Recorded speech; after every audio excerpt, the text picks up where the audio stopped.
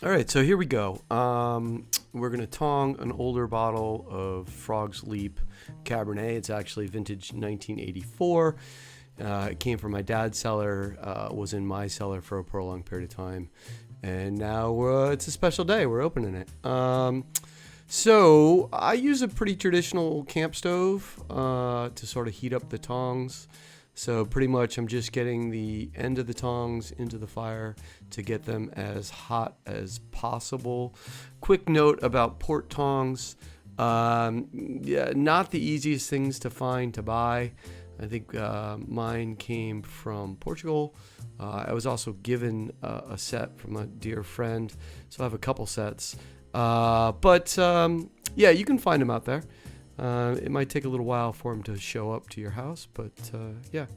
So basically, I'm just getting the end of the tongs as hot as possible. I'll know they're completely ready to use when they sort of get that orangish hue to them. Yeah, it takes a little bit, but not too long.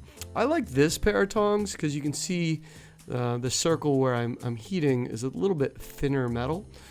Some pork tongs have a thicker sort of circle there, and it takes a little longer for them to heat up. See right there, you can sort of see the orange coming into the bottom of the metal. And then all I'm going to do is, once they're good and hot, I'm going to open the tongs up, and I'm going to clamp it on the bottle, and I'm going to go below the cork line and above the fill line.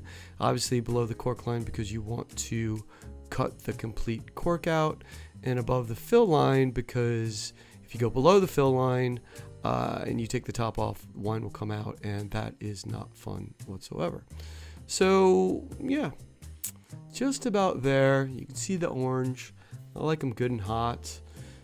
Safety tip, when you are ready to clamp, turn the stove off, just so you don't inadvertently burn yourself or catch yourself on fire or anything fun like that. So Cody's going to hold the bottle. I'm going to clamp below the cork and above the fill. And, you know, I don't know the exact amount of time that it's going to take to transfer the heat. So I leave it there 15, 20 seconds. And then you'll see I open the tongs a little bit. Cody will rotate the bottle. And I do this because these tongs have a little gap in the circle. And I just want to make sure I heat the neck completely around where I want it to snap off. So interesting thing happens this time around tonging. And you'll see that in about a second. Wait for it. Wait for it. Come on. Come on. Here we go. Ready? Ready? There you go. That's the interesting thing. So normally you have to sort of touch around the edge that you heated, around the outside of the bottle, and it'll sort of crack, and then it comes off. The reason I don't think I needed to do that with this particular bottle is because it came out of my cellar, came out at 51 degrees, came right to the annex, and I think there was enough of a differential in temperature between the glass and the tongs that I didn't need to sort of use the cool towel to get it to crack. So that's pretty much it. You see there how dark the bottom of the cork is. It might have come out clean, but I don't like to risk it. I don't like filtering cork out of an old bottle of wine.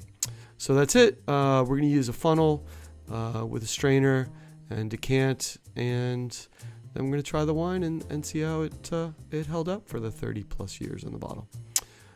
Check out the next video and see what we think. Cheers.